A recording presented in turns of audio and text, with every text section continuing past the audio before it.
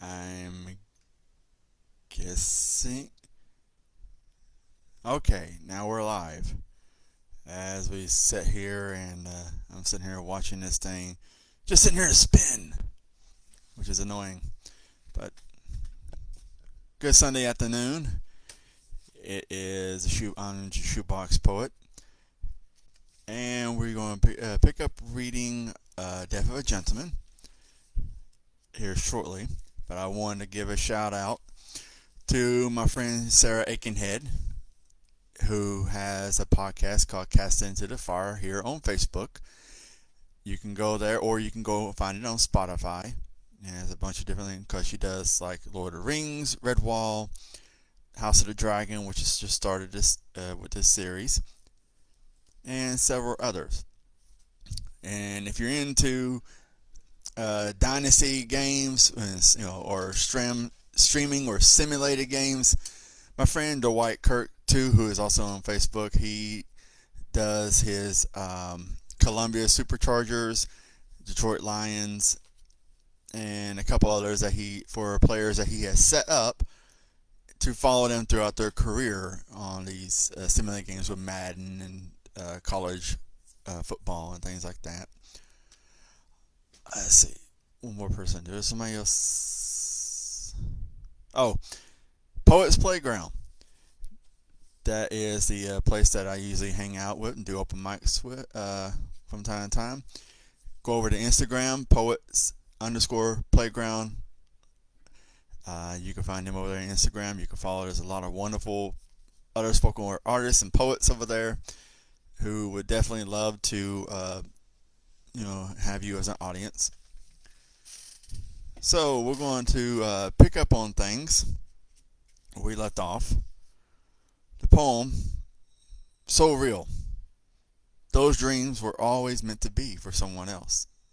Not someone like me who dreams of love beyond any fantasy. Something that feels so real to the touch and taste of her lips.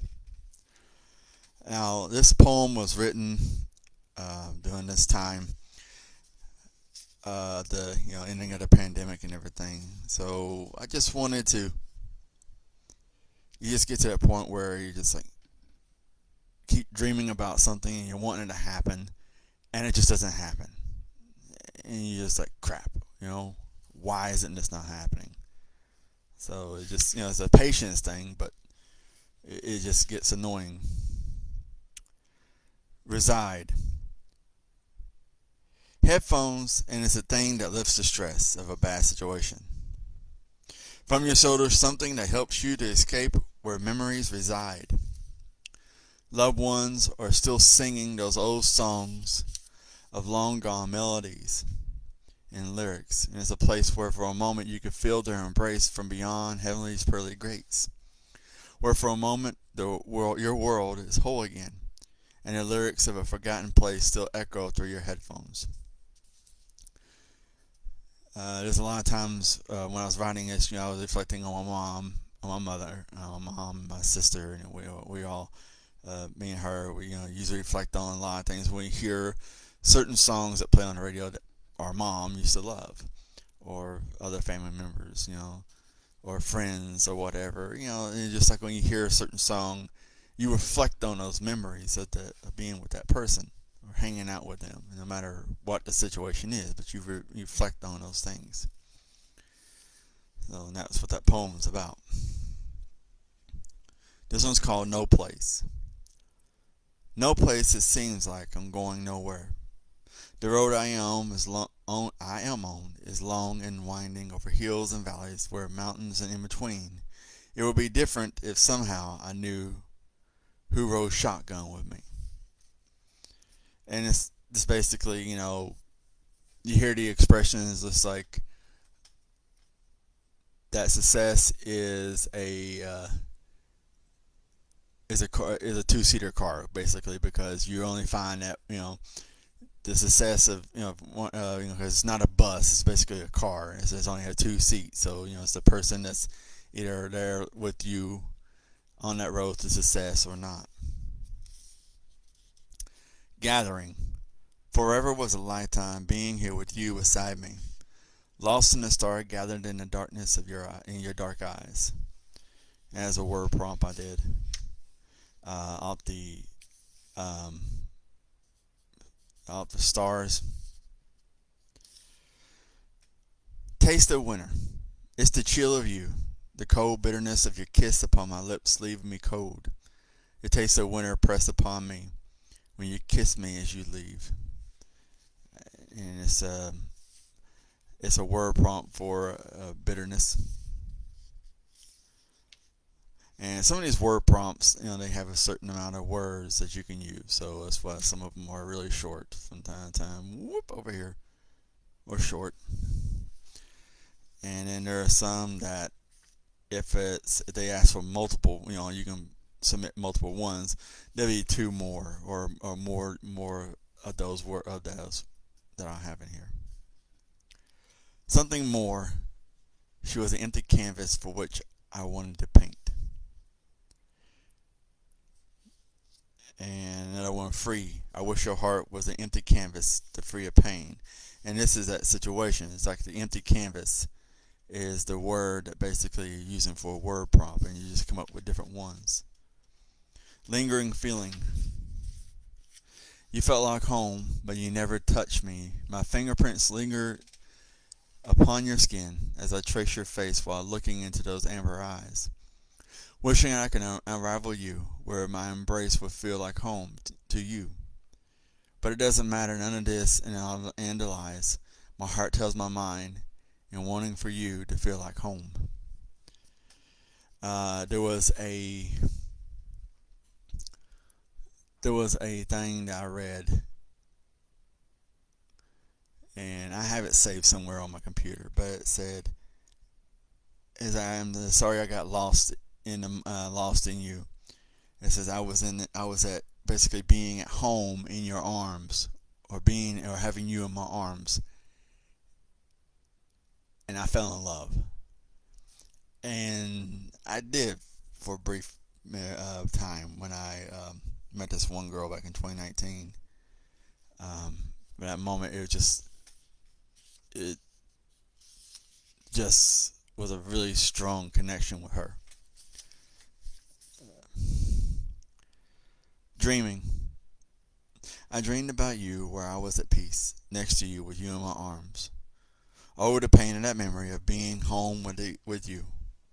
Here as I felt you breathing as you laid your head upon my chest. And it's the same thing for here.